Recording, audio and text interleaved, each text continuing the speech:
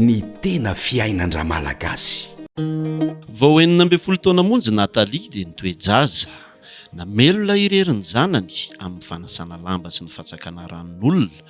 I Natalia moa dia monina eny ambody ady eny.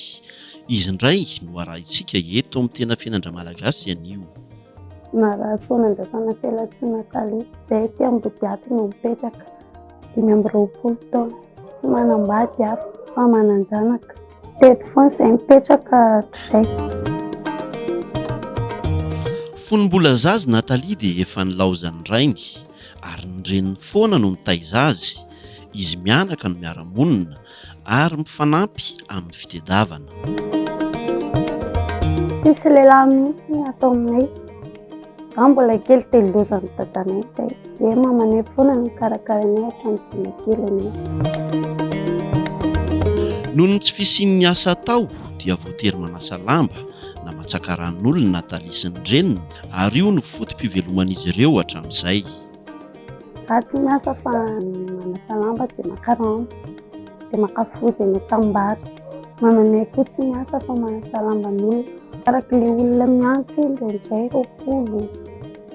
Efa tsy misy ary dia 10 9 makandray bidon. Mety raha tsy roroa fa manjeraka ihany ilay izy fa tsy maintsy atao. Tsy maintsy atao ilay izy satria raha io velomana dia tsy maintsy atao.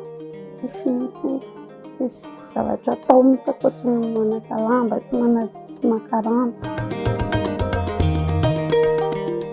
Mitovy foana ny tontolo andron'i Natalia, mifoha maraina, mikarakara ny zanany andeha hianatra, ary avy eo dia mandeha mijery izay olona mitady mpatsaka rano na koa mitady lamban'olona ho sasana. Mifoha amin'ny 9 maraina dia mampiakandro ny zanako aloha dia manasa anazy aloha dia mampiakandro azy dia mandefa anazy mianatra. Dia mipetrapetraka tsorotsoro ary amin'ny ara-piariana andro olona miantso anao hoe maka rano. Satria ilay olona ary amin'ny refanariny mampaniraka maka rano.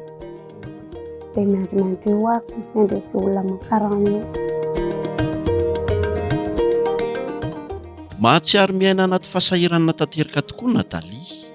Tsy ampy velomany ny sasalamba sy ny tsaka rano ka matetika dia zara raha misakafo izy ireo. Tena hitako hoe tena sahirana be mihitsy amin'ilay tsisy. Rehefa tsy misy atao izany dia tena tsisy mihitsy na sakafo ary izay tsy amin'ny atoandro izay tsy mihinana. Fa rehefa mahita izay dia amin'ny hariva ihany izay vao mihinana. Na dia eo aza anefa izany dia mbola miezaka ihany Natalia mampianatra ny zanany. Na dia mandoa saram-pianarana azy ilay zaza dia tsy mikely sorika izy ho an'ny fianaran'ny zanany. Manampy soa mianatra. CP1 mandoa kolasy ny zanako. Nangoniko tsikelikely, nangoniko isan'andro. No kolasy 7 no kolasy. Vidiana tsikelikely rehefa ohatra hoe hiditra ny mpianatra dia vidiana tsikelikely. Ny fitaovan'ny mpianatra. Satria tokoa moa mbola tena zaza Natalia dia efa nijanona tamin'ny fianarana noho ny tsy fisian'ny enti-manana teo amin'ny reniny, ka izany indrindra no mahatonga azy miezaka mampianatra ny zanany. 10 taona nijanona nianatra. CPM tsy nanana mampianarana anazy mamanay. Dia tsy maintsy mijanona, izay koa nanana zandry dia taizan'ilay zandrinay. Ny fanirian'i Natalia moa dia mba hatafita amin'ny zanany ary mba hahitany asa ihany koa ka tsy hanasa lamba sy hitaona rano intsony any aoriana any.